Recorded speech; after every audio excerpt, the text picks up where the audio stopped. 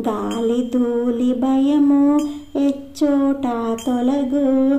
గాలి దేవుని కొడుకు గొడుగౌను మనకు.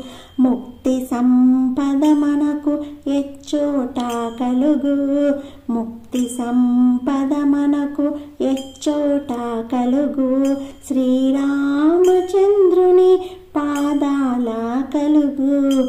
శ్రీరామచంద్రుని పాదాల కలుగు.